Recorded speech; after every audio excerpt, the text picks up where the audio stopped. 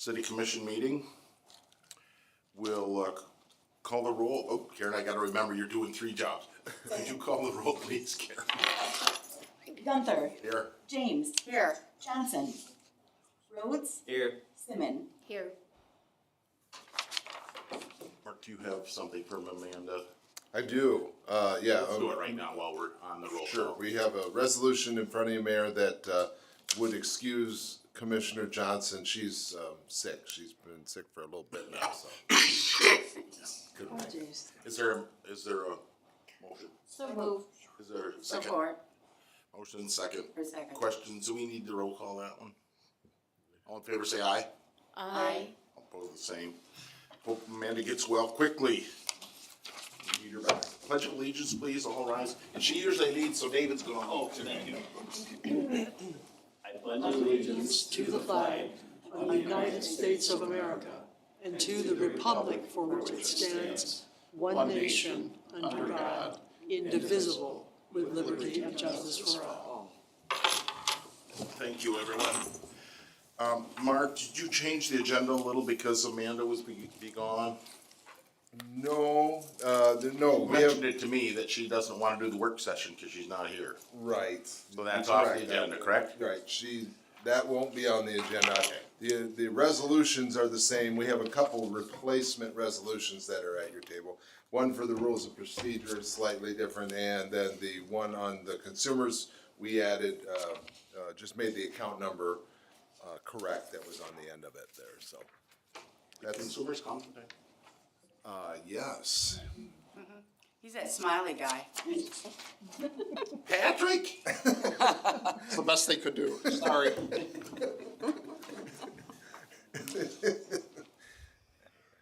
I'm glad he's here, Mayor. I am had too. to twist his arm. Any problem with the agenda changes? Anyone? We'll leave them as Mark has changed them then. Approval of the minutes of the January 21st meeting. So moved. And is there a second? Second. Changes, additions, corrections, anyone? Hearing none, all in favor of the minutes say aye. Aye. Opposed, the same. Motion carries. We have a study session. As most people know, Carla has been doing a monthly study session on something financial. This month, it's the library. Library. Are you ready? I am. Carla Staff and City Treasurer.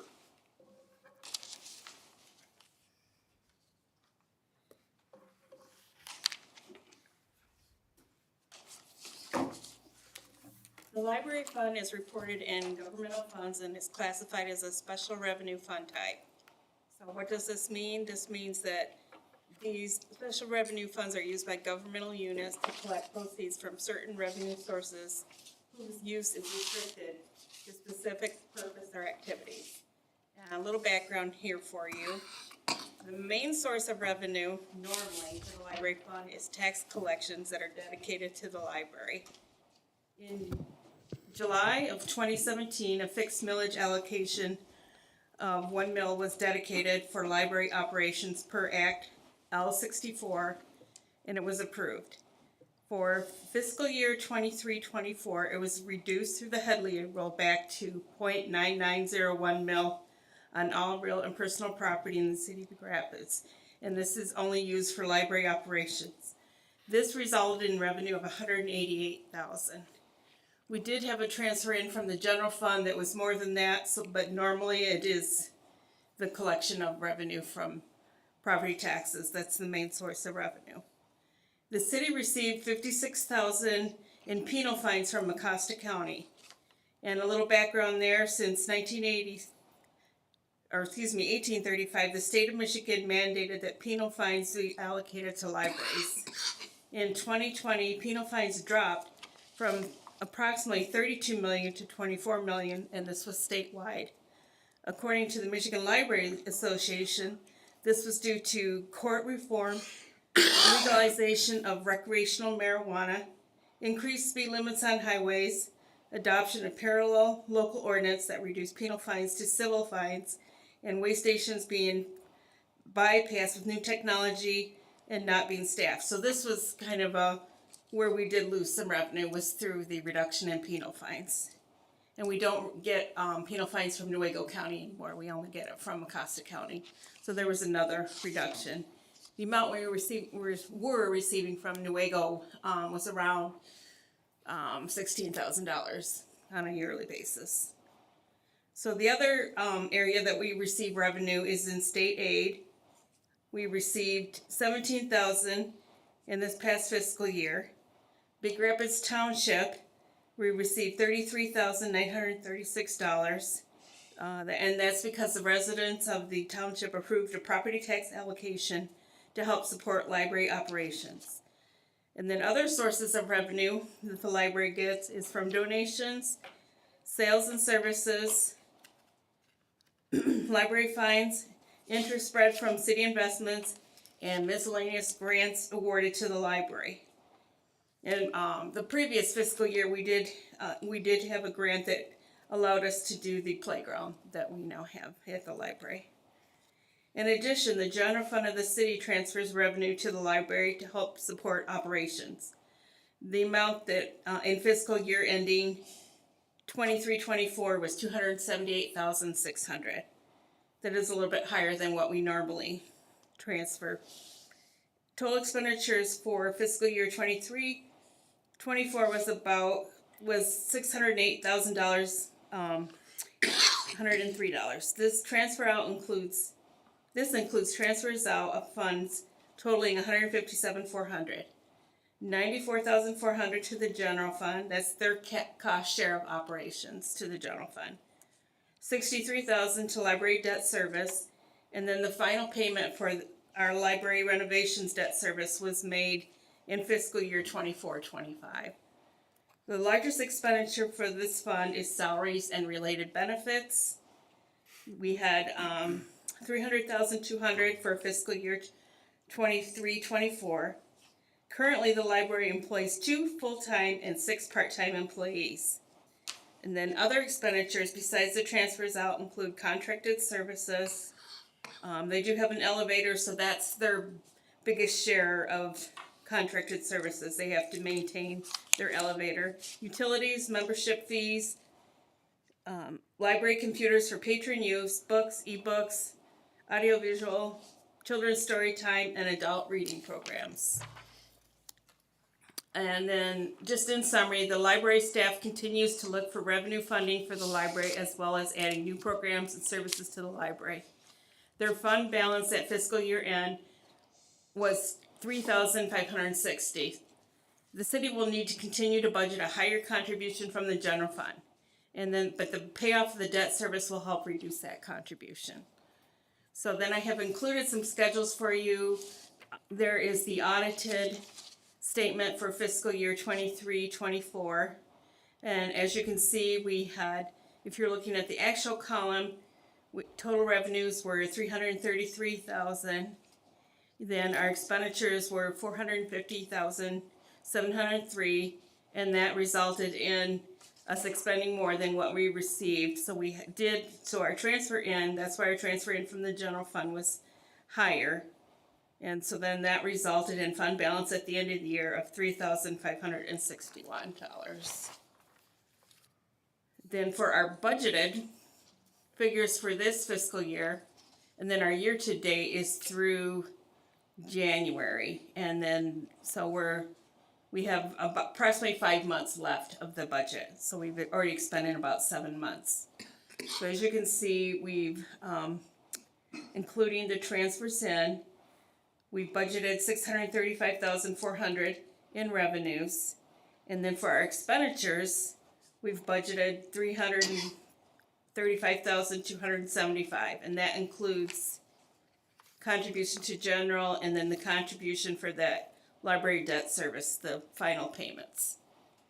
Are there any questions? Carla, why did Newaygo County quit? I'm trying to remember why.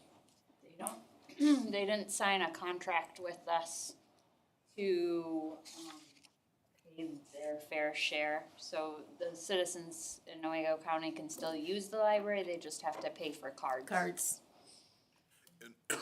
This was the first year that, did some of the townships not vote yes on their library millages? do you know how many that was, or how did that affect revenues? Was there a big difference, or, I know Lauren should be here, but I don't. Right. Big Rapids Township, I believe, is the only one that voted It, yes. they're They're the the only only ones. So previously we had, money from Barton Township. I'm trying to remember what the other ones are. Foxwood, Green. Yes. I see. So bottom line was the city took about 250,000 out of their money and sent it to the library. Correct. Do you have any clue, and Lauren's not here, I shouldn't be asking this. It's hard to compare, I assume, library to library to library, but I would kind of assume a lot of towns our size have libraries. How do we compare expense-wise to other small libraries in other small towns? I know that's probably Yeah, that's a impossible to do. good question. I don't know if she's done, a comparison of that or not. I could certainly do that.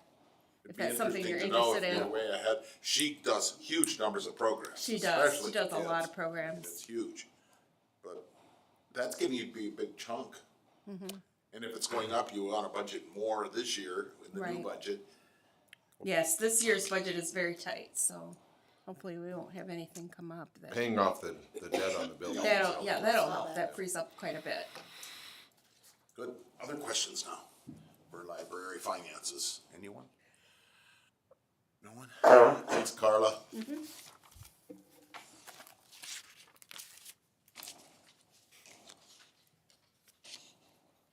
Next, public comment not related to items on the agenda. Public, please. Please.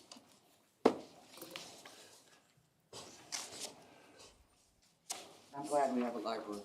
Yes. It was one of the first things we looked into when we moved here. So, Did you get Wendy? Go ahead and that's introduce not my yourself. public comment though, but I just thought I'd throw that in there. My name is Wendy Nystrom. I live at 530 Winter Avenue. I am concerned about what is happening in DC. We appear to have a coup going on by Elon Musk. This is thanks to those that supported Trump. I am hoping that the city officials and this commission is paying close attention because sooner than later, funds may drastically be reduced or may go away, which may delay city projects. I am hoping you're all paying attention and strategizing how to continue to complete projects. The city has a rainy day fund, and I think we are in for a huge storm in the next 4 years that will affect federal funding, which affect the pass-through funding by the state to the county, et cetera, et cetera. My other concern is the Goshen project being on hold due to the legal contract violation with Green Township. This has cost Mecosta roughly 100 jobs and revenues for the city just in this year. And I had it from a reliable source, but I won't give my source away. Our fire department still has not received the money Goshen sent Green Township for the fire department, so they violated more. They sent back the checks from Goshen for training purposes. The rumor on the street now in Mecosta County is we're closed for business. This is probably affecting some of our factories in our town. Hayworth could be selling furniture to Goshen. Some of the townships in current county commission have resolutions that do not support Goshen. That's fine, Have any of the local entities, and this includes the new county commission, put together a plan on how to bring good paying jobs to our poor county, city, and townships. And this could also affect Ferris State University, and without Ferris, we don't have a city. I hope you will be reaching out to our elected officials to find out what they are doing to stop the takeover by Elon Musk and our current president's executive orders and orders regarding appropriations. What is their plan to protect our people from harm? Do they have a plan that will help the next generation find good paying jobs so they can stay in the area? Congressman Molinar appears to support Trump in the illegal activities he has taken and allowing Elon Musk to access we the people's private information. And this is affecting me personally. I am not sure what our Michigan Senator Houck or Representative Coons' agenda is. I see no plan for McCosta's future. I see no plans for McCosta's future either after they jumped on the No Goshen bandwagon. I do appreciate the service the city provides and the oversight of this commission. Thank you for your time, and please stay alert and diligent. Thank you.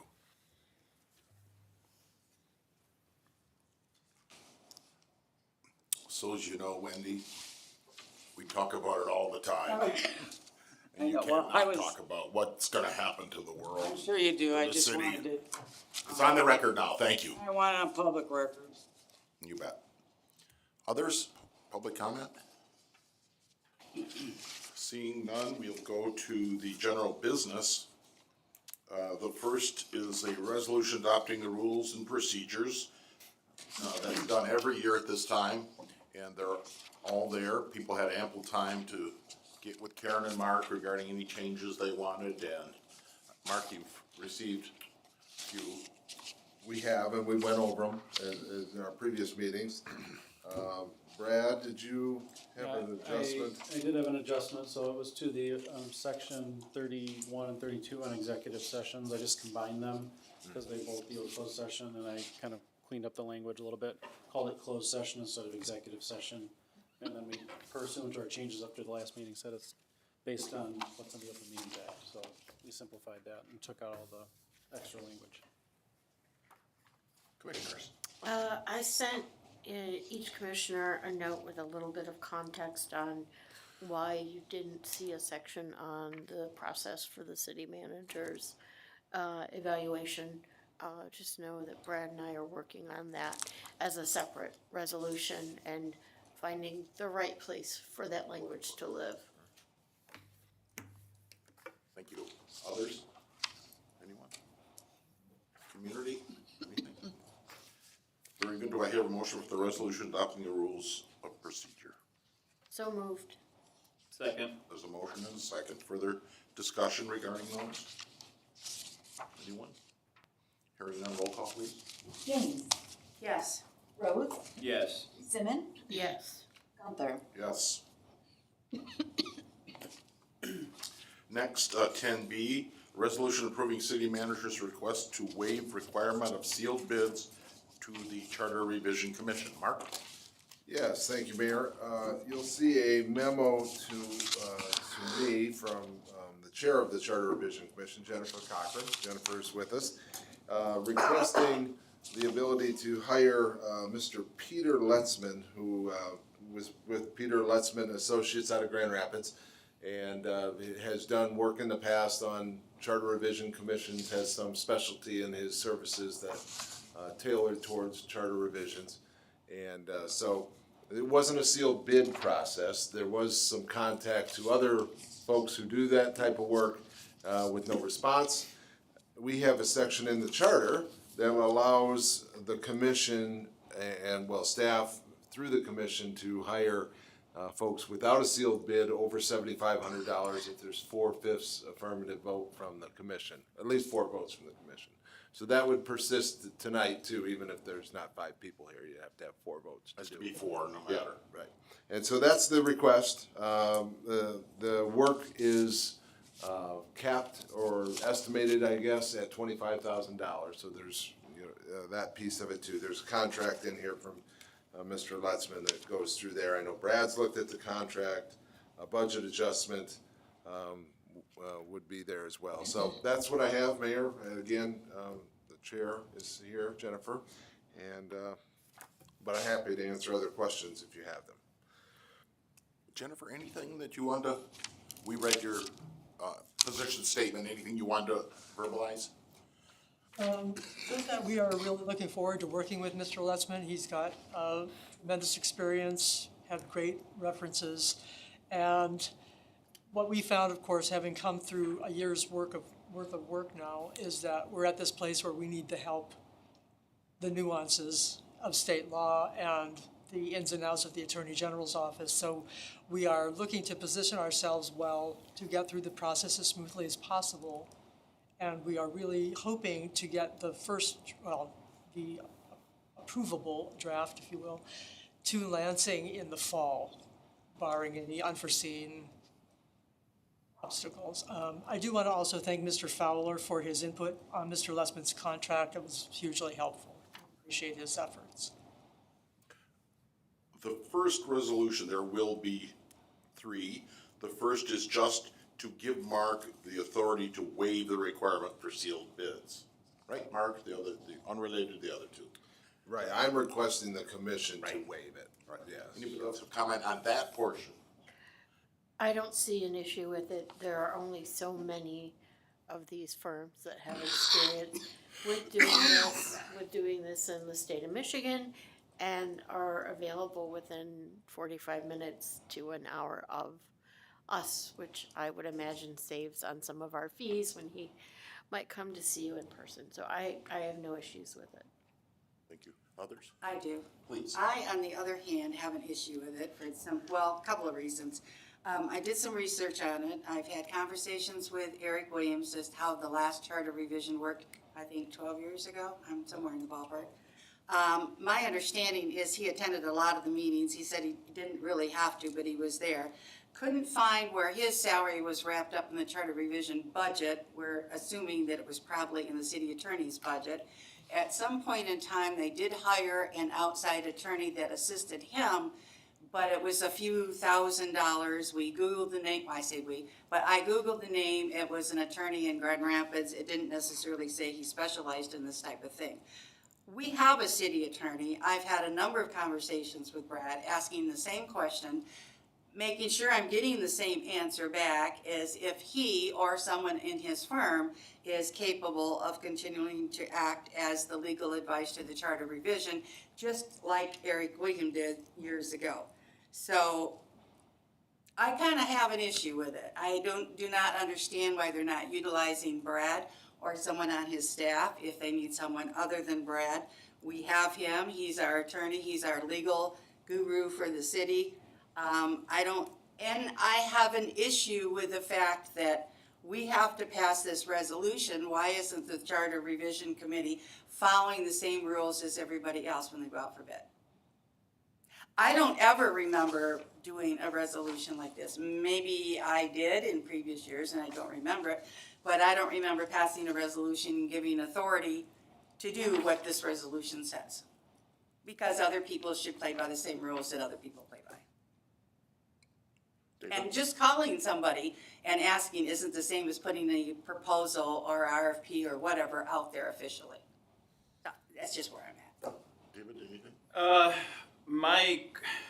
My thoughts on this, I actually was serving on the Charter Revision Commission before you folks appointed me to fill this position.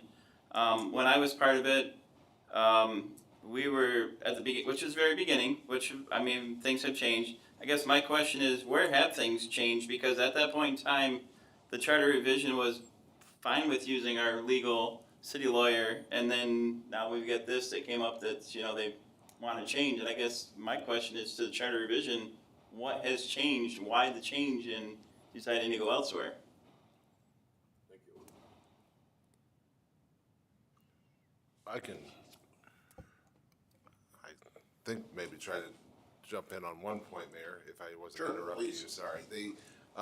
The section 8.1 that we're asking about or trying to use is, we haven't, it's certainly been rare. I don't know if it's been never, but, it's not something we are accustomed to doing. But this is a little different than a normal project in that it's an elected board. That's the way I looked at it, Commissioner. That's the difference the distinction that I made, I pretty much hold to, or almost always hold to the $7,500 if, one of us in staff is wanting to work on a project and we're going out to bid. I mean, that's just the way we operate, not just me, Heather, So- Michelle, all of us, so. Let me ask the legal side of it. I noticed that if this were to go through, you sign the contract. Yes, Right. correct? city. Right. Whereas if the charter revision chair and committee members or whomever went through the whole process themselves, they find an attorney, they want to engage that attorney, who signs that contract? So it would depend on, if they're going to come to the city commission and ask for the city to enter the contract, it has to be either the mayor or whoever they authorize to sign the contract. If the charter review commission were to come and just ask for a budget increase for their own budget, then they could use that budget to go out as an elected board and they could contract directly with whomever they choose, so. And they would sign the contract. In that circumstance, yes, because that would be their budget then that you've approved and given them. So then they would And be- how does that affect the liability of the charter revision commission? Well, if the Charter Revision Commission is the contracting party, then they would be responsible for managing that relationship and paying all the bills and all that. There'd be no liability on the city, because the city wouldn't be a party to that contract, as opposed to, as we have it set up here, if the city were to enter into it, you would have ultimate authority to retain or fire Mr. Letzman and, manage that relationship, but then the city would be on the hook for all the bills, authorized under the contract. But they have a budget through the city, so they could request, as they have done here later on, request money from the city to put in their budget if they were doing it on their own, correct? They could request for whatever they want, it would be up to It you. would, up to the It commission would to be up approve to it, you but to yes, approve okay. it, yes. Okay, thank you. Who sets the budget for the charter commission? The Yeah, ci- can I just say a few things? First of all, prefacing that, all of us are, in this room, are new to this process. And I did look back at what they did in 2012.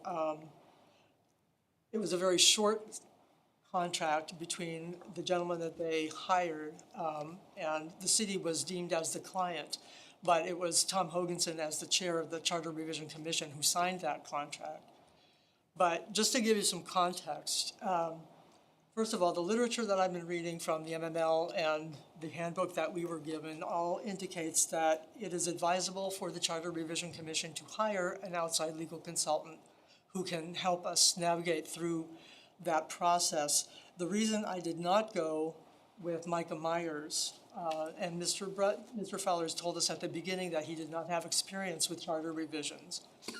And the reason that I wanted to not use Micah Meyer was because of other advice that I had been given, that it's kind of a strange, we're kind of strange bedfellows, Charter Revision and the City Commission, because we are meant to be independent of you.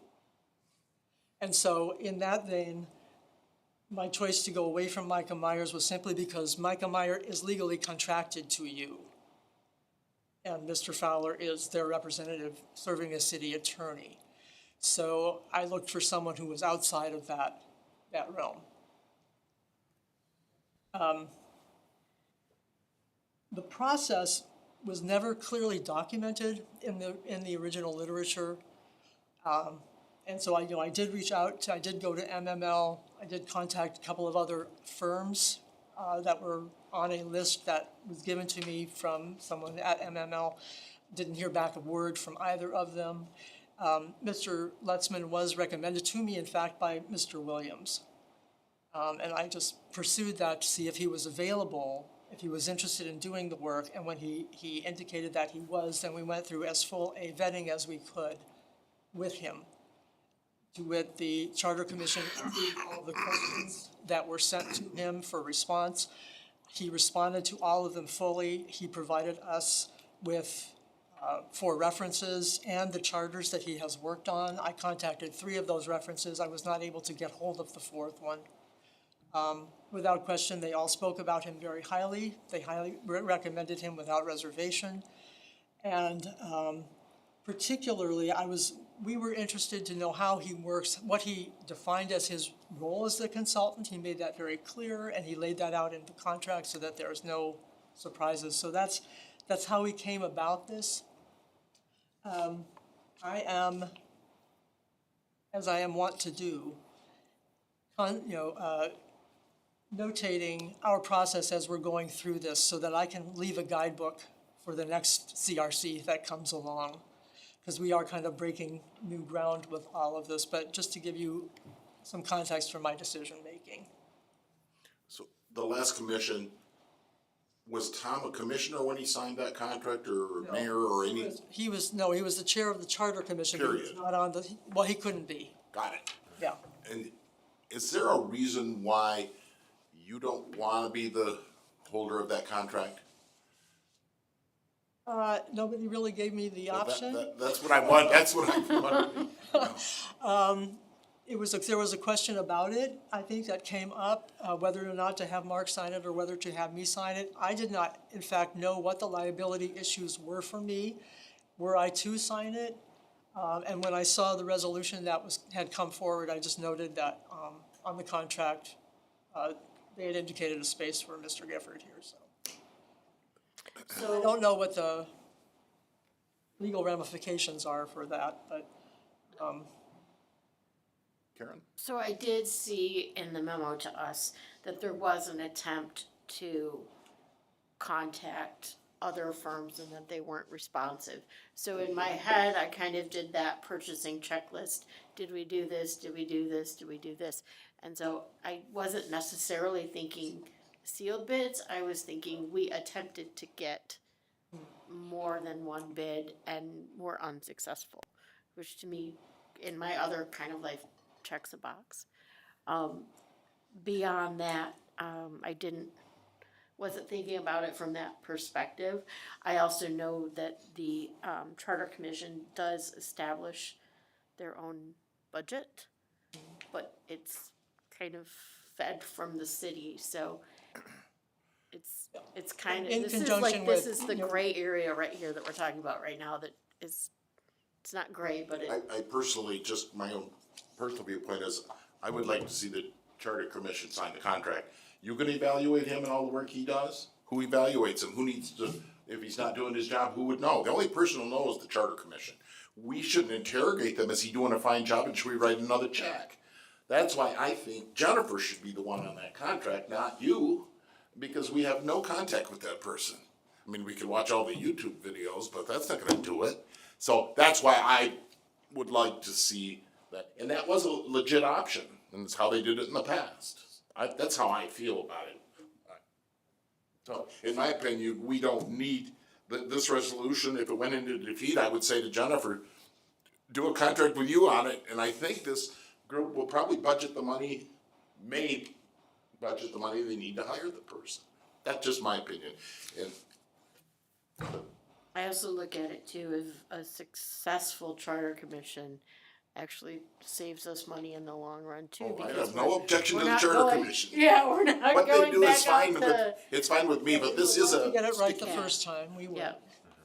but he's gonna do the work. Either way, this way, they have control over that employment rather than the Mark or the city commission. We just, she'll have to come back to us and say, we want the budget money now. Will you allot that budget money, right? That's correct, yeah, but I mean, so there are other resolutions in here, It is. is to increase the budget, but it also, it's kind of a mixed resolution, so you could do a simple resolution to increase the budget, not contract with Peter Lutzman, and then they would have to go then do the contract, so. The way I view it, I think if we don't approve it with the city commission signing the contract, then probably the commission, the charter commission needs to get that contract done and signed and then come to us for the budget. Well, We can't say, in this budget, it says, and hire Peter Lutzman. No, That's that- not our gig. I agree with you, I think they would probably need to come to get the money first before they enter the Well, contract. Well, that was what we obviously. were advised, that we needed to get the money first And then before the we would sealed enter bid into a kind of got contract, through. so that we would know the money was there. Right. But that resolution isn't appropriate, telling them that they must hire Peter Lutzman. So it'd have to be changed before we vote on it. Correct. If that's how you wanna proceed, yes. Well, I think we should, I'm accepting a motion for the resolution, to waive the requirement for sealed bids. Is there a motion?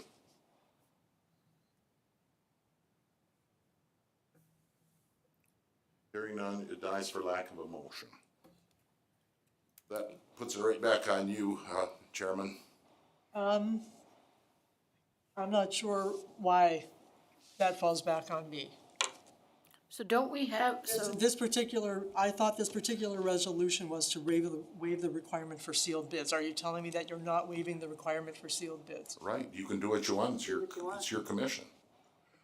So we don't have to approve not getting sealed bids because it's not ours to decide, it's yours. That's the way I read it, is that how you read it, Brad? Is that correct? Yeah, however, I think that if we were to vote on the next item, that might provide the commission with some direction. Is that what, were you intending to call the vote for 10C?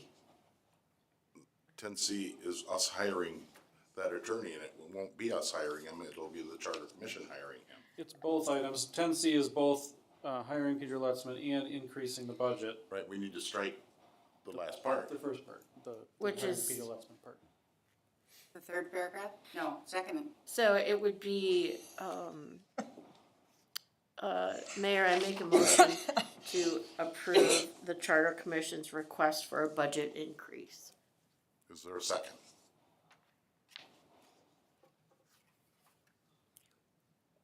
Can I talk first? Sure. Okay. Well, I got a second to get it on the floor. I don't hear a Well, why second, didn't so we it dies talk for lack of before we support. did we should have talked before we made the motion. You don't, Well, I- you don't have to do it that way. sure where we After the were going. motion. Under Robert's rules, you can make the motion second and then Thank discuss. you very much. All right, Legal counsel, I'm not, he is.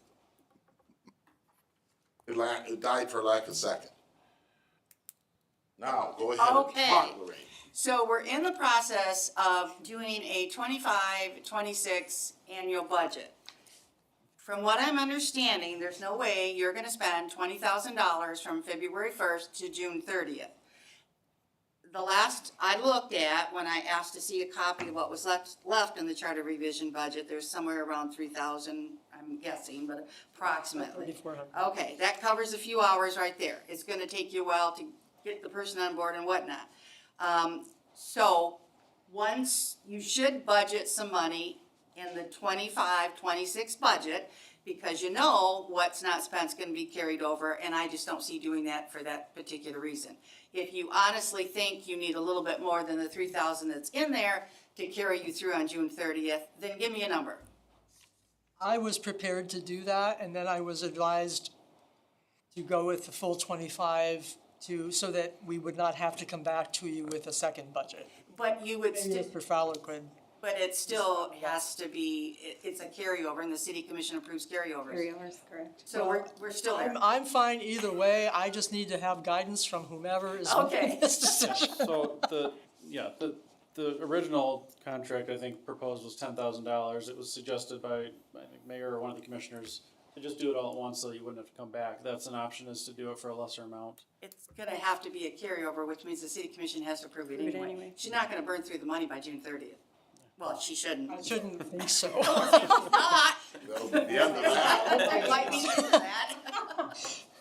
But I mean, Our original plan was to request the 10,000, knowing that we had about 3,400 still in our budget. And I anticipated between February and June 30th that would be sufficient.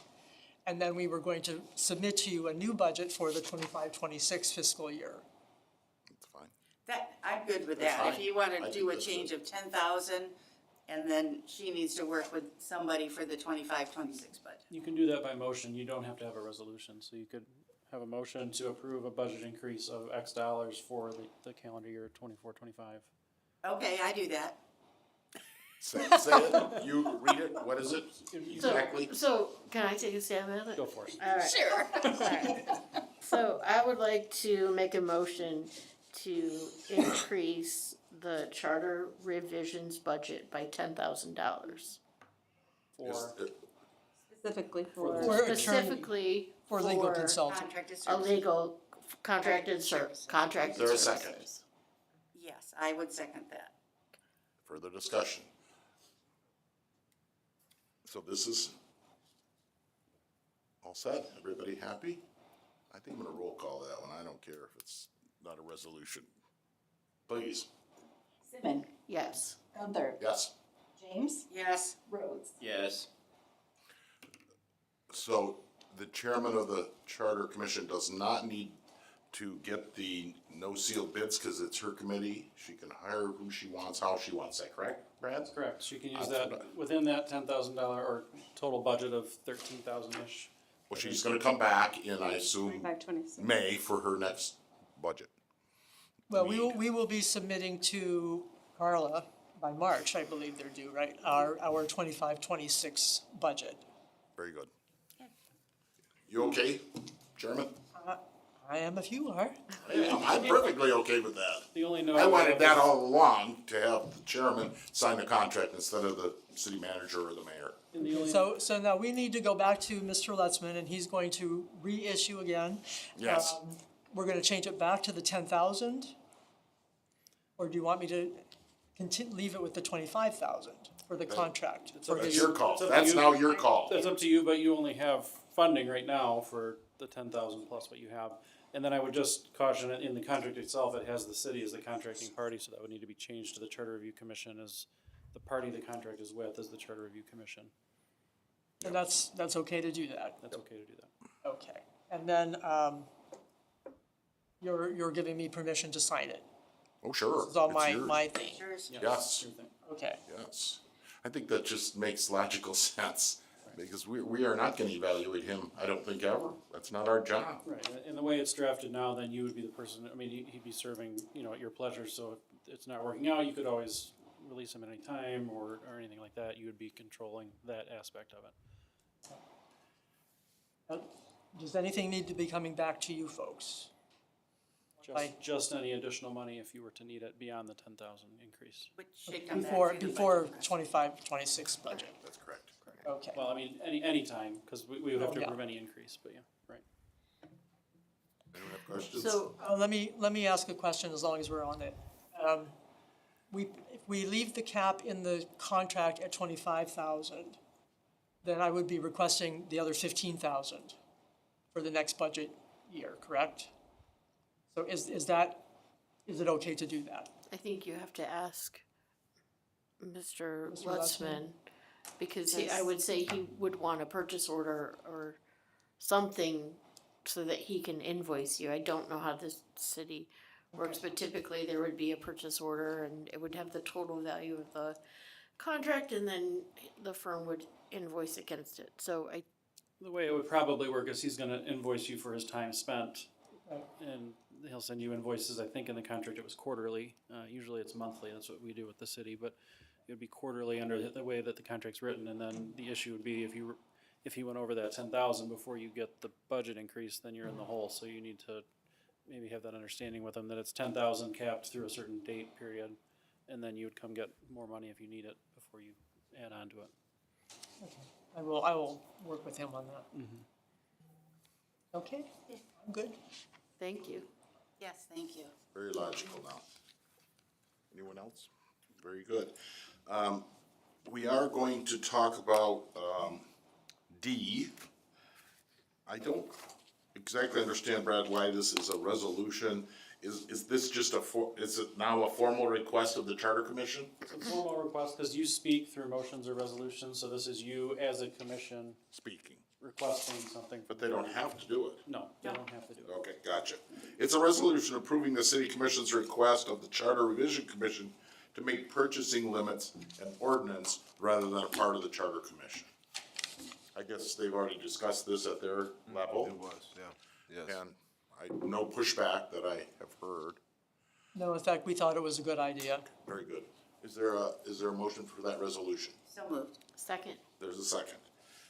Any explanation, Mark, needs to be on or Brad on that? None for me, thanks. Explain it to Kathy Crew, who's sitting out there waiting.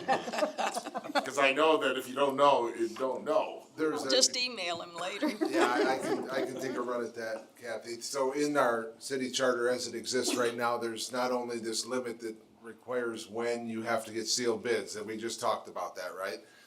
That's $7,500. There's other purchasing related specifics in there. And it's, $7,500 was set in 2011, and it's a dated number, right? So it seemed like that number worked good and back 12 years ago. It's not so functional now.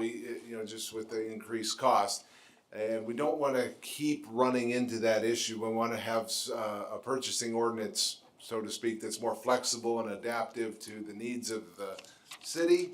And if it was in an ordinance, they could bring it to the city commission, they could change it with a 4/5 vote as they see fit. Whereas if it's in the charter, the only way to change it is with a vote of the people. And so the request is to think about that as they draft this new charter. Very good. Oh.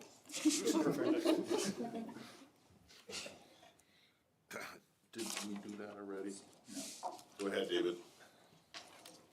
What? The resolution, requesting Charter Revision Commission to make purchasing limits in order. So, yeah, so moved that we yeah, exactly.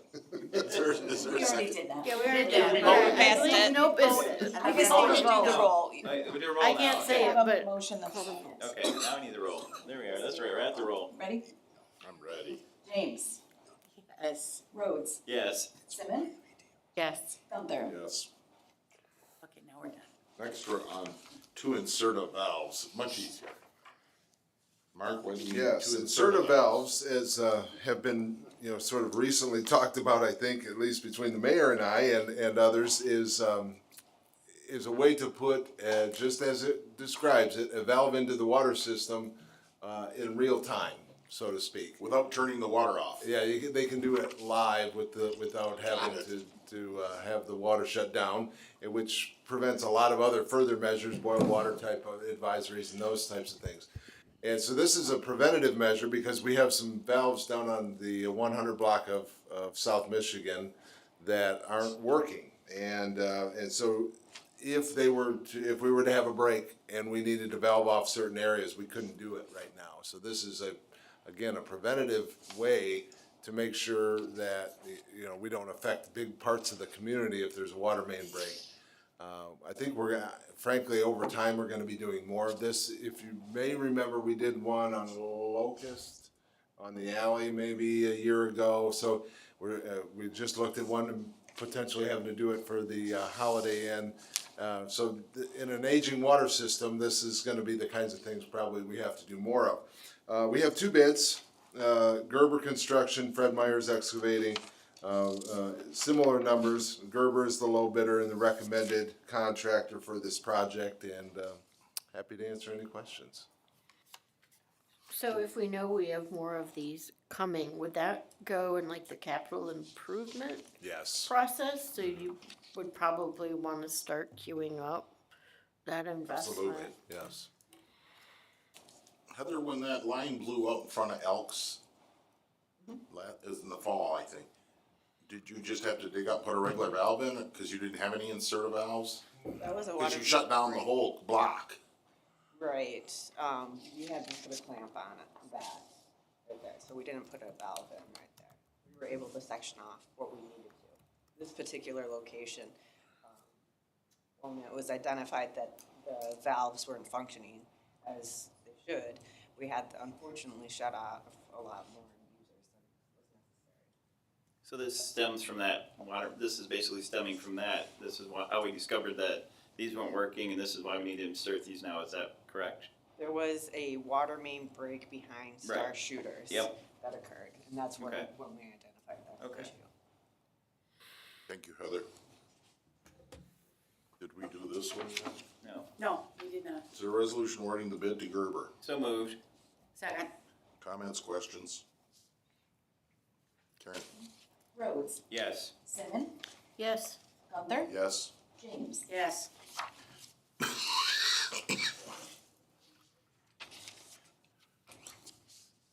Oh, Patrick, this is the consumers thing where you're putting it to us on the price, Patrick. Mark? So we have a depot project that the commission is well aware of and is under construction and going well. Our contractor's Midwest, Zealand or Holland, if I remember, they were here, you hired them some time ago. And in their bid had allotted $8,000 for the electrical service, based on their history of their work or what their estimate of what they thought that might cost. And then in working with consumers to find out the actual cost, we find out that that's higher. And so before you this evening is representative of what that cost is. I think the number I see, $15,343. And then there's a contract that would go along with it. I asked Patrick Teed, who many know, who works for consumers.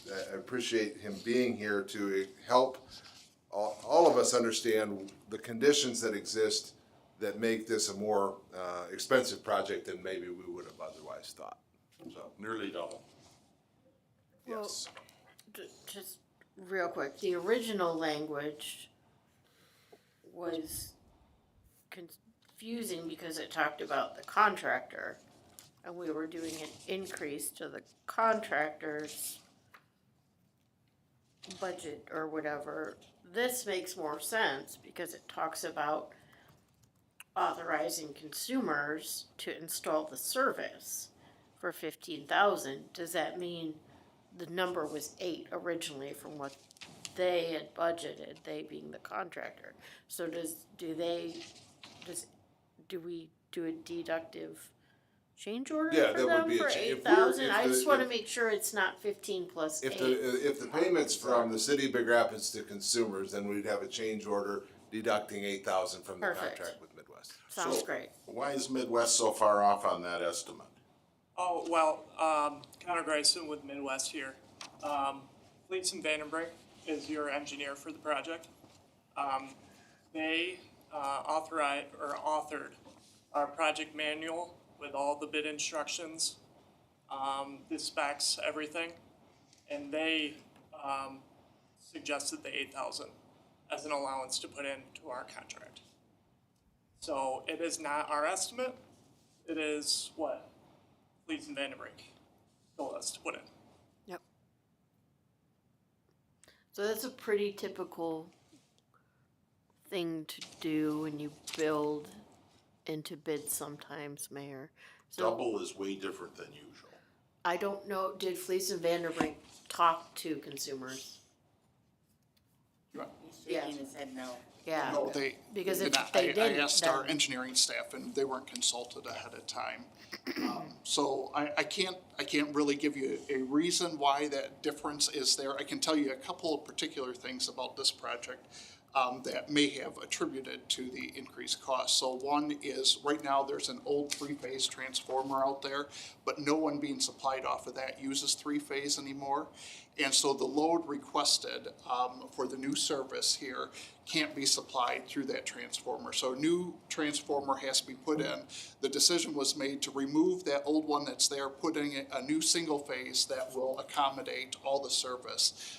In addition, there's going to be a pedestal that's going to be put in between where it comes from the pole and goes underground to the conduit that's being installed. And so that would be, if the city has future use for another service in that area, we would be able to run it at a much cheaper rate because that pedestal is going to be there. The total difference of that is because we can give a discount on the conduit because it's 200 foot or less. That total difference is $200. So I think in consultation with the engineer or whoever in our team, we decided that made sense, but that is some additional cost. And then the other part is the underground service, which I think you saw noted probably in that contract. So we're doing the work underground, and there's additional costs there. But I would say from our standpoint, our first letter to Heather was at $17,500-ish dollars. And so we have worked that down a little bit as after the first phone call from the mayor and the city manager, we were able to find a little bit of savings. And so we are at that $15,343 amount. Todd should be here because what you're saying is they didn't realize it was a three-phase. I'm not sure I mean, that has to cost a lot of money to put a So- one-phase in. Has to What, cost. what you would do is look at the drawings and what did the drawings call for and what was assumed on Fleece and Vanderbrink's part. So if they assumed that three-phase transformer Would could supply. handle the service and then didn't check it, that's one thing.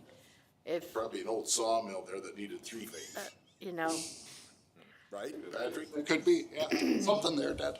so.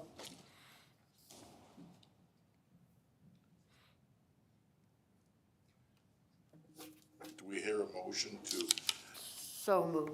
double the money that consumers takes from us?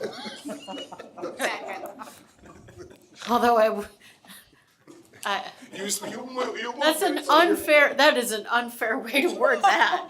It's only because I love Patrick, I gotta tell you. Be careful what gets in the minutes there. That is, I don't think that's how that happened. Yes. I did it. Just to be Further clear, the motion questions? to pass the resolution. That is, But Midwest should have come forth when they read the thing and said, you'll never get that done for $8,000. They could have said something too. Mayor, again, that's, Well, you just all get together and talk. Maybe that $8,000 doesn't mean anything, but it means something to me. I will wait Anything until else? Todd Anything? comes back here so you can Please roll ask him. call. He's gonna get her, I can tell you. Simmons, Yes. Gunther. Yes, James. Yes. Rhodes. Yes. motion carries. That was easy, Patrick. It was, thank you. Thank you for coming. Patrick's the PR guy for the That's whole right. region. He doesn't know a power line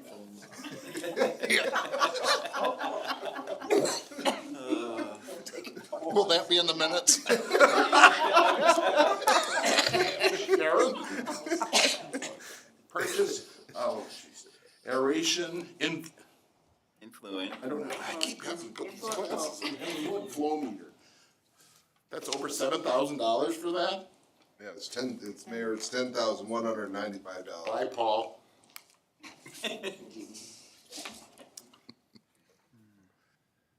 Knowing the amounts of water that are coming in and out of the plant is a critical tool in being able to know the types of treatment processes that are needed at any given time. So we have measurement pieces of equipment throughout, and one has failed, the aeration influent channel flow meter, which is right by the grease grit system, and it needs replaced. Now, we have a contract with Top Line, so that's, if we think about all the bidding talk we've talked about tonight, we have a contract with Top Line as our preferred, our contracted vendor for these types of services, so that process to select them has been bid, and then as they have proposals, they give them to us. If it's over $7,500, it comes to the commission, just as this one. So that's what I have for you, Mayor. How long's it been out? Oh, yeah, a couple weeks. Do I hear a motion for purchasing an aeration influent flow meter? So moved. Second. There's a motion and a second. Further questions? I have one question. Oh, hold it. Was this part, Mark, do you remember, or Heather, was this part of some of the, yeah, now I just drew a blank. The redo of the whole Yes, wastewater thank treatment you. plant. I know Yes, where you were going. Yes, was this part of the thing that they talked, no, it's just something else that happened to break and, okay. Okay. Mark, is this a typical one where we'd like to get this off the 7,500 so that Yeah, yeah. this is a typical, like, what do we? Especially if it's a contracted. Right. Karen, please. James. Yes. Rhodes. Yes. Simmons. Yes. Gunther. Yes.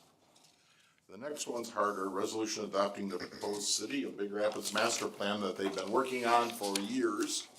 And Michelle, are you doing your thing today? I can't have a presentation.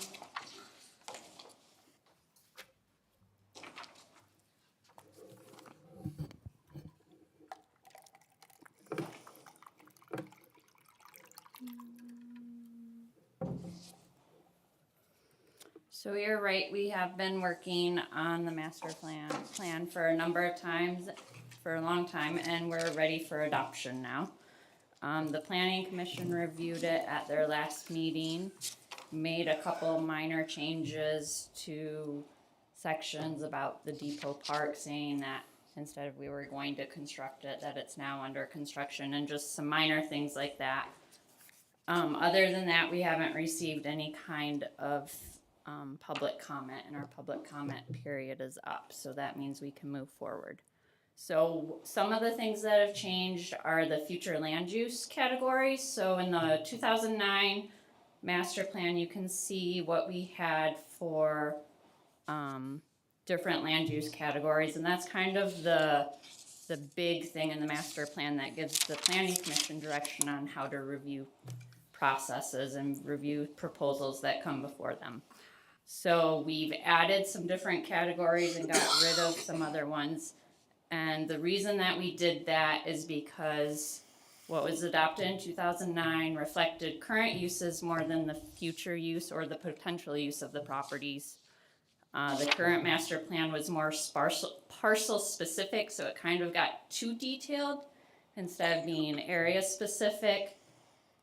And the map, because of the categories that were selected, made it harder to do some mixed use in our area, in our town, and to rezone property where it was appropriate, because it did reflect the current uses more than the future uses. So the new categories would allow us to have more generalization, which can provide the planning commission more flexibility as they move forward. And it also has new descriptions, so each land use relates back to zoning districts and gives information in the description of what the planning commission should be looking for. So that should be helpful for the planning commission. This is our future land use map, the new one in the plan. And one of the big changes is the neighborhood mixed use has been added to a lot of areas in our town. So it has been added to most of State Street instead of being scattered with residential, commercial, residential, commercial. Now we just lumped it all as neighborhood mixed use. We've also added it to the area beyond to the north of Maple Street downtown. And we changed the focus areas. So in the last plan, they had potential areas for rezonings, I think is what they called them. This one, we changed it to focus areas and provided each focus area has a different range of housing. So it gives a little bit more description of what the community is looking for in those focus areas. And then we also took the industrial area. The committee looked at the industrial area around the Baldwin Street Bridge, which isn't a great use for industrial, even though there's some industrial businesses there right now, and changed that to the neighborhood mixed use. And I'll go through what the land uses are in future slides. So the first section is low density residential, medium density residential, and high density residential. In our last master plan, we did, I think it was like single family residential, 2 to 4 unit residential, and then multifamily residential. So these follow kind of the same categories, but gives a little bit more flexibility. Low density residential, it's pretty much single family homes. You're not gonna see a huge difference on zoning in those areas. You may see, and this is all dependent on how the zoning ordinance works out as we move forward, but the land use calls for mainly single family homes.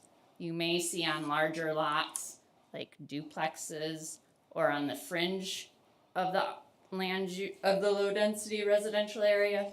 You could also see the duplexes, but for the most part it's going to remain single family homes. The medium density residential areas, those are calling for similar to what our 2 to 4 units are in the current land use, but more multiplex or higher density units than what we allow currently in that land use category. The higher density land use is going to be similar to apartments, but allows more than just apartments. So you could do higher density townhomes or things of that nature.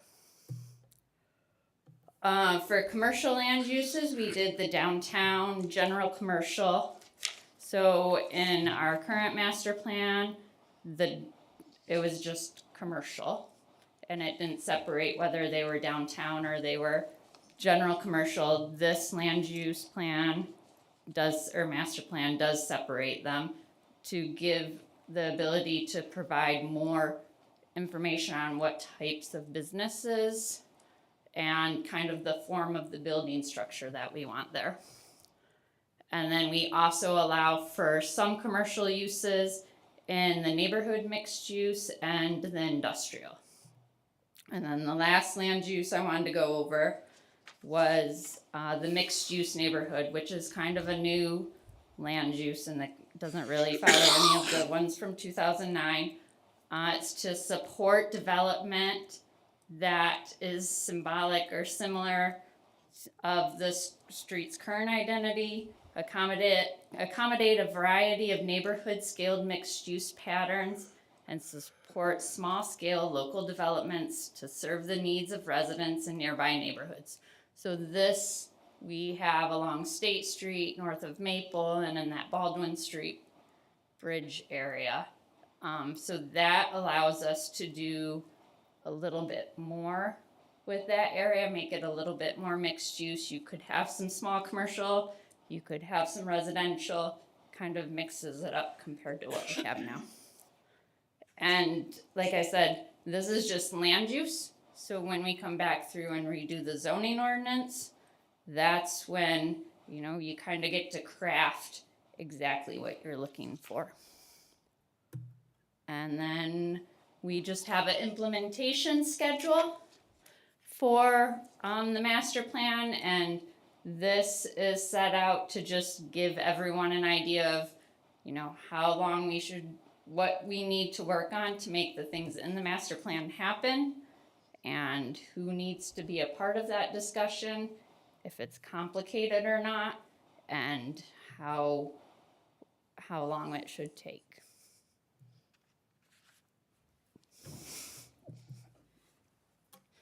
Chairman of that committee, David. That's all I have. Very good. That was, who's on the master plan committee? Oh, goodness. There was Dave Hamlin was there. Linda Miller was there. Ferris, we either had Dan Eichinger or, I can't think of her name now, but someone else would come if he wasn't able to come. So it was a good cross-section. Good cross. Mark Walton from our ZBA, Kate McLeod was from our planning commission. Good group, yeah. Mark Spies from our, so we had a landlord to give some input. So we had to try to get a wide variety of people. Very good. Mark, any comments on the master plan? No, I just really appreciate all of Michelle's hard work. Williams and Works, I think, was a good consultant. A little praise to them, and yeah, that committee, and steering committee, planning commission, just a lot of effort goes into something like this, and I appreciate it, Michelle. So nice job. Michelle worked hard, didn't she? Mm-hmm. Thanks, Michelle. You're welcome. Do I hear a motion for a resolution to adopt the proposed city master plan? So moved. Second. A motion and a second. Further questions? Karen? Rhodes, Yes. Simmons, Yes. Gunther, Yes. James. Yes. Are we gonna break down in the work session or do it from our seats here? You care? Anybody have a comment? I wish people wouldn't leave for this one. I know it's tempting, especially people who have been in the city a long time, cause I have to hear more and more about this issue. It's called Income Tax Enforcement Ordinance. And the reason it's being brought up because there are people who want favors from the city who never pay their taxes, let's just be honest. And there are people, well, I'm not gonna say any more than that. So do you wanna break down or can we do it here? That's your call. Do you need a? Let's start then. And like Wendy, you'd be one who, I'm here to don't listen. leave. I can't lead this conversation very well, Mark, you have to lead it. I paid my taxes. So, I bet a lot. So, How- With that, there were a couple issues as it relates to income tax. And I thought what was before us today was a discussion about, how checking income tax, payment, non-payment is to be included as part of I am filing this form with the city. And this is what gets checked when I do that. For example, what comes to us sometimes is the liquor license. And so there are certain things that the city already checks when that individual is filing for a liquor license. I thought what we were talking today was more in line with that versus some other things. Do you want me to? And that, Yes, I think but I that wanted to was my input. preference Yeah. No, I think everything that's that you were correct. about to say with kind of what we talked about. Yeah, no, I think that's right. I think, if you remember a couple meetings back, I presented a proposed ordinance to you all that made several changes to the city code, and so there was some initial discussion. I think there was some wanting to slow it down, take some time, and that's what kind of led to, let's put it on a work session later down the road. And so we've done that, and in your packets, I redlined the ordinance, so you can see the additional text is green, the changed text is in red or cross-lined out on it. But there was kind of three areas we looked at, just kind of stepping back from what's in the packet. There is, how do we deal with people who want to come to the city for an approval from you all as the city commission? And that is people who come for a liquor license, people who come for a business license, and that's not necessarily you, but to the city offices. People who come for a special land use that goes to the planning commission, and then ultimately to you for a decision. Folks that want to start an adult entertainment business or get a circus or a special event permit or any of those things that need city commission approval, should there be a mechanism in the ordinances to require that the city certify that those people who are coming to you for these different permits or licenses are compliant with filing their income tax returns. So the city has adopted the Uniform Income Tax Ordinance for the state. And there's a number of cities, only cities, that have done that. And as part of that, you're required to file a local tax return along with your federal and state. If you don't, under that uniform ordinance, it's a misdemeanor, punishable by a $500 fine, up to a $500 fine and 90 days in jail. So that's what the law says. Now, there are a number of folks who just decide they don't think it's important to file their local taxes when they file their federal and state, so they don't file them. That doesn't mean that their wages aren't necessarily withheld from their paychecks. They probably are, and they're supposed to be by law. But if they don't file, it's hard to determine whether or not they owe money to the city, or potentially they do owe money and haven't paid it. And they're breaking the law, frankly. So the ordinance was kind of a way to start to crack down on that. And the ordinance you have in front of you is just dealing with those business licenses, liquor license. There's a group of different things. So it's dealing with anybody who wants to be on a city board or commission. It would require the certification to be done to say, okay, you're compliant, you're not in default to the city, which includes you filed all your tax returns with the city. And then with all the different licenses we talked about. Not included in this ordinance is a separate zoning ordinance amendment, which you don't have yet because the planning commission hasn't reviewed it yet. But that would deal with special land uses. So if anybody came to the city requesting a special land use, they would also be certified as filing their income tax return, and if they didn't, then that would be a condition to not grant the special land use until they do.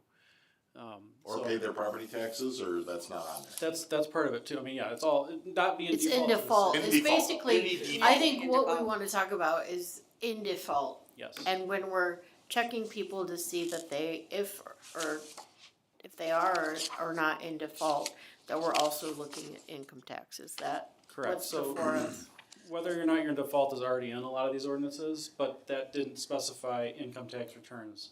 So that usually meant property taxes, utility bills, but it didn't specify out income tax. So that's why these changes are being presented, because now it does specifically include income tax filings, not just the issue was, well, we don't know if they're in default or not, because if they haven't filed, we don't know if they owe money. But the fact is they have to file, and so we changed the language in this ordinance to say in default includes filing your income tax returns or meeting any other obligation to the city, which would include filing your income tax returns. So a hot dog vendor who used to go to Tammy, now they go to Karen, because Tammy always used to grouch about hot dog vendors. That hot dog vendor's gotta have the income tax person clear them that they paid their income tax? Yeah, That's, so that would be that's a- just getting a little out there, I think. But I mean, doesn't gee it- whiz. Well, don't we also confirm that they're not in default when they issue?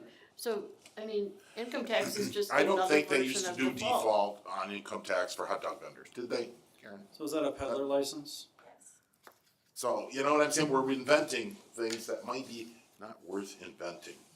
I mean, in default is in default.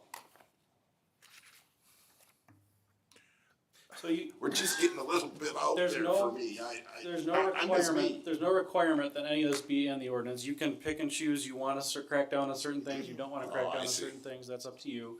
But the law is, you gotta file your return, so it's a matter of how much the city wants to enforce that and how much they wanna kind of condition any approvals that you're all making on that, making sure that they're compliant on that.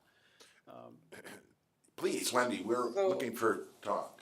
The income tax that is filed, if you file for your income tax in the city limits, that means you're a property owner or you live at a rental. Or work there. Or work Or work there.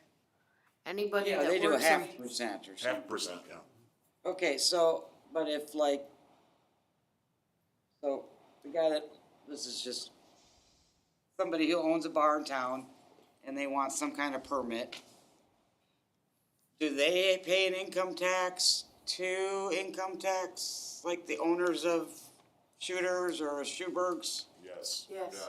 Okay, so This all started, so if somebody, they're at default and they go look for a permit for something, they may not get the permit. yeah, it's like if you haven't paid your water bill. but in the last year, we have had two examples of liquor licenses. One hadn't paid their property taxes and one hadn't paid their income taxes. And so it's like, do we deny these people to have But beer it's and not wine at in- their business or, you know? Okay, I just wanted to make sure there That's wasn't it, you got it. separation. But Because if how I had far do you property take this is what I wanna. and I had a business, and let's say I didn't pay my Personal.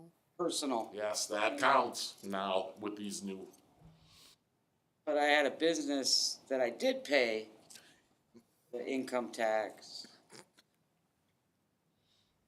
You So know, we made that change to include, if you're a business applying for a business license, say a liquor license, it would include any principal owners of the, anyone with an ownership interest in the business also has to be compliant. okay. I do have a question though on this nice little form you have, this last sheet. I'm wondering if you shouldn't have a column that says filing. So that's not my form, that was the city's This form. is- This was our form. Okay, well, whomever, And I'm on the same page because I actually wrote it in pen here. okay, because it says income tax and it says no outstanding money's owed, Right, but I think there should be a filing column. right, filed. They aren't even gonna know if there's monies owed or refunds coming back unless they've necessarily know. filed. So there's that piece of it with regard to license. The other piece that's not, you know, there's no materials prepared is how do you want to deal with city employees that may not have filed their income tax returns? Should there be any kind of enforcement mechanism? And I think you need to be careful here. You need to treat everyone in the city the same, whether they're an employee or not. But one way to do that would be to do a letter saying, you know, it's a crime not to file your returns and the city will be enforcing this moving forward. Just put people on notice that, you know, hey, you need to do this. But that isn't part of this. That's not part of this, No, completely that- separate. That will Yeah. become like a policy or. Could be a policy, you don't need to necessarily do a policy, you have the right to enforce the law as the city, so that would just be a matter of the city manager or whomever in the city sending out a letter and then referring it to me if you want any cases prosecuted, so. Because you brought that up, I have a suggestion. When we talked about sending notices and citing the ordinance, my suggestion would be, asking them why they're not filing. I'd like to know what the reasons are. You can Why, do that. why are you not filing? In my experience, you're not gonna get any responses. And we may not. Yeah. And we may not, and that's fine. But if we could help the issue by finding out why they're not filing, then let's find the issue. If they're doing it just because they're, In the spirit of, trying to get businesses to stay in the city. Yeah. Gotcha. Jennifer, you were gonna say. Well, just remind me, because I don't recall whether this pertains across the board. Usually there's if you find someone in default, you let them know that they have X number of days to rectify that. Am I remembering Yeah, that correctly? so with the licenses, it wouldn't, I mean, it would just be pulled off the agenda or say, come back when you do it, right? So Yeah. that's just, whenever you get it done, come back, we'll get you your license. For the city boards or commissions, there's a provision added in green and into the ordinance that would basically allow the mayor, which he already does have the authority, I believe, to remove somebody from a board or commission, but it would say that you would notify that person on the board or commission that they're in default. They would have 30 days to correct it if they refuse to, or they're not contesting it in good faith. Like if they're challenging the status of their default, then they're not gonna get removed. But if they're just refusing to rectify their default after 30 days of being notified, then the mayor could remove them from that board or commission. So that's part of this I think. drift. I would think it's- much rather we focus our conversation right now on businesses that are applying for some sort of permit that are in default. That if we're reviewing a business for an application permit and we're already checking to see the things that they're in default for, we need to make sure that they are not in default for submitting their annual income taxes to the city of Big Rapids. The other part about boards and commissions and Employees. I think that takes a lot more discussion, and is something that I personally would like to see the city manager work on. We have a couple of tasks that we wanna give the city manager for, his upcoming year. I would rather us give him time to meet with his staff, understand some of the implications, and work on something, as it relates to boards, commissions, that kind of thing. So we're not just putting something in quickly and we have to take it back or tweak it every little bit. So for me, default is very clear, you're either in default or you're not in default. And if we're checking all these other things, income tax is something that you can be in default for, and it makes sense to me for that wording specifically. so there isn't anything that says that we have to adopt these all at the same time, correct? No, Correct. you So like, can if- cherry pick however you want. If we And this is a wanted, work session too, so we Right. don't have. Right. and we're not adopting anything, Yeah, but, so you just need to give me directions to what you want and I but if we wanted to, like, the number 8, the chapter 131 is amended to clarify they're not just the applicant, blah, blah, blah, for the liquor license, I think that's an important one. And, business license, maybe, chapter 110. I don't know, the other ones, the mayor is having some heartburn over. Like anybody who sings at Pocket Park, we ought to check, see if they paid their income tax. Anybody keep- that Are does we what? checking the doesn't other come through things us. though, Mayor? Like, Yeah, I think that for me is what tips it. What else are we checking while they, I'm not trying It's to almost make gotta be a it full-time difficult. job to, It's not really, you think it is, but it's really not. Well, so the first one is the boards and commission members. What I'm hearing from Commissioner Simmons, maybe just let's put that one on hold for the time being. The next one is anyone who wants to bid or contract with the city. Is that one you want addressed? Don't I'll we give you an already check example. to see if there's a Midwest back deficit? there has been working in our city for 3 months. Are they filing their, city income tax? We've used some level of, Well, we don't- They should be, They would right? be- I they mean- would No, be- they gotta Well, file income tax. they Wouldn't can be right. file income tax, it hasn't been income tax season for the period that they've worked You here. think they're gonna file income tax? Well, Mayor, it really depends on their tax preparer, how good that tax preparer is, I will talk to my controller. and asking for the proper Well, you know where I'm going with information. this. I do, and this was a You're heartburn. creating monsters is what we're doing. we? Well, no, not really. We used to go after the contracted people all the time when I was in office. Yes, we And did. And it does already say in the agreement, in the ordinances, that you can't be in default to the city.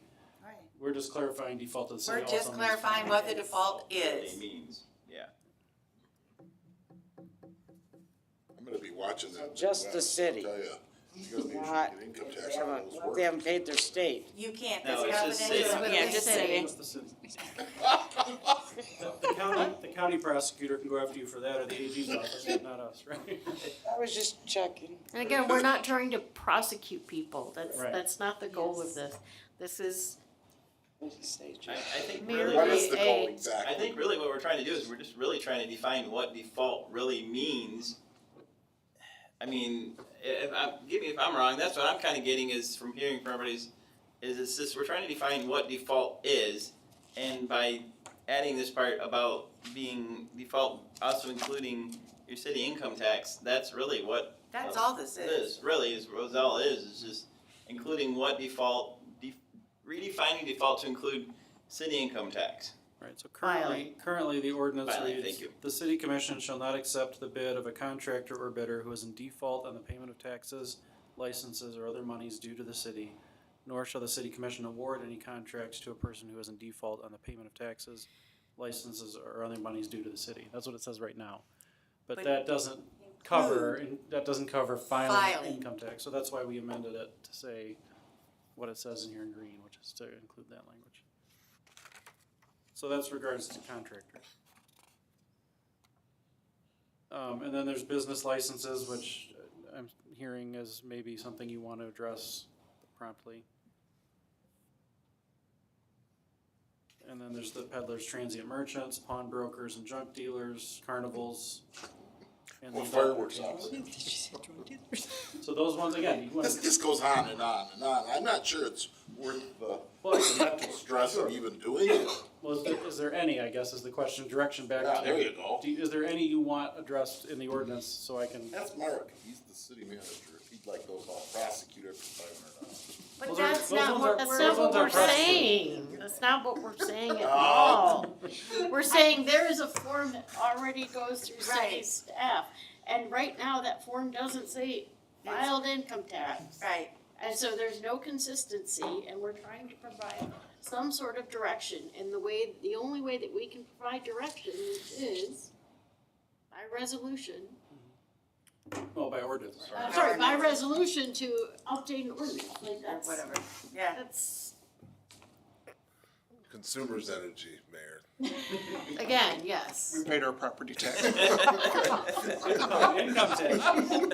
It's all taxes, it's all taxes. They have to be really wealthy with a huge income to pay any city income tax. Everybody gets it back. I mean, we're just we're. I don't get it back. Well, you don't get it back if you don't pay it in, and the people we're talking. Wait a minute.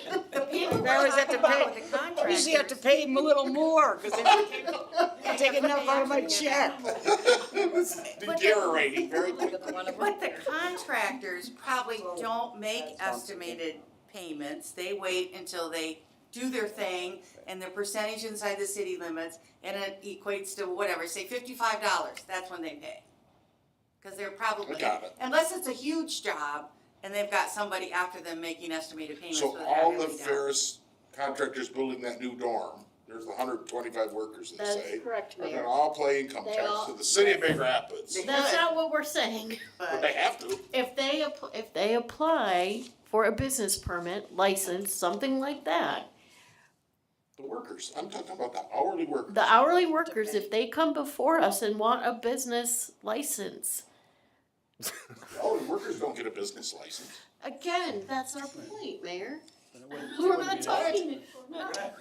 talking, I'm not following that one at all. Under the law, Mayor. under the law, the contractor's supposed to withhold from the subs, right? And so that's. Correct. that's- They are. That happens, And right? Right. that's a big effort. but it only comes before us It only for becomes- default if that person, if that contractor wants to open a business, and if they're in default, then we, But let me at least make this comment. Please do. Well, as someone who has over 700 clients, wait, Who never pay adequate income tax. no, what I'm saying is I have a number of businesses, I have a number of W-2s that come into my office from businesses like his that will have a certain dollar amount in the city box with a certain withholding. So what they do is they do what they're supposed to do with their businesses in Big Rapids. And they withhold the city income tax because they know they're supposed to. Because they're working inside the city limits. Not that they have to by ordinance, because a city employer, if they're not located inside the city limits, they don't have to withhold. But that's not what we're But talking that's not what we're about. talking We're not talking about that here, Mayor. We're not, Oh. I'm just saying it really happens. boils down to it's default. Are you in licensing default and or, default, yeah. and that's what it really boils down to. Is it boils down to the two examples that you brought up earlier, of where we had people come before us wanting licenses, they were in default to the city, and that's really where this all has started from. Is it's just it's hard because you can't. It's almost hard to pick and choose, but really that's what we kind of have to do. Is we got to go, okay, you know, liquor licenses that are in default, then yeah, that's got to be something that we need to follow, and yeah. Okay, good enough. Any unscheduled business? Well, do you have any Just direction? second. No, no Wait a direction, minute. no direction. Mayor, just because Wait a we're minute. done talking doesn't. No, I personally would like to definitely see the one on, liquor licenses. And I think we should do the bids and contracts one. I think number 2, we should bring back to us in a form to adopt. And number 8, for starters. And I would just like the city manager to talk to his staff and make sure that we are not burdening them as it has been suggested. Well, happy to do it. Okay, so I'll revise the ordinance to slim it down to only address an amendment to chapter 34 and 131 regarding. That will give him a time maybe to come down a little bit, and then we can work on the other ones. But those 2 are important. Do you want direction to the planning commission to consider that draft ordinance with respect to special land uses, or not yet? Does that go to them first and then have a public hearing and come to you? Because that's a change to the zoning.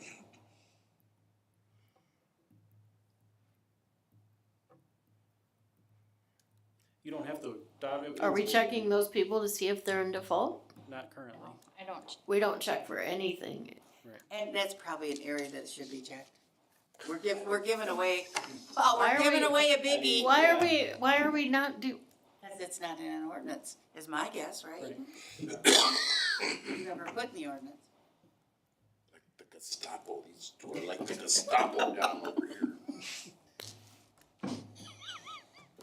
Yes. We'll get those people. Mayor. It feels like Screwmeister up there. I'll provide the draft to the. Take all the way out of Michelle, you the can just piece. put it on the agenda for planning commission, and then they would have to recommend it before you could consider it anyway, so. We'll be waiting with bated. Any other business? I have one question. I would like to know where the city's 24-25 city audit is at. 23-24. We have it. I thought we Completed? it was sent to us. Did we have it already? Did he come?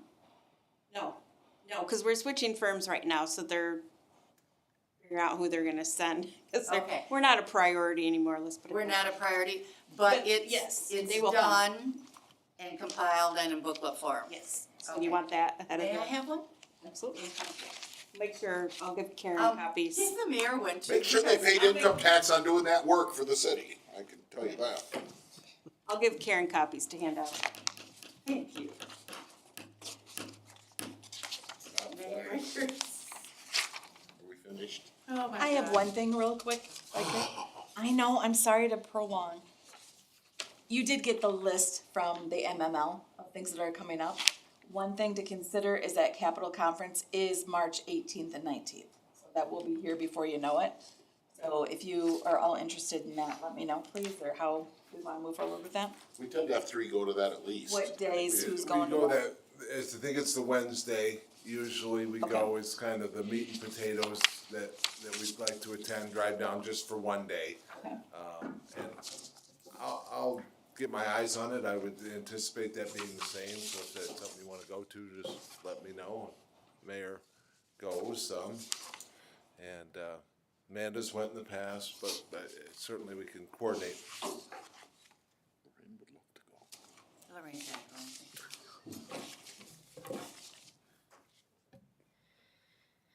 Anything else? I have nothing, Mayor. Sure. This income tax thing is way more than we I all. think you're making, well, we can't No, continue no, to it's way discuss big. it as all four of us right now. So we continue to discuss it as all four of us. I will submit just to you, Mayor, I think you're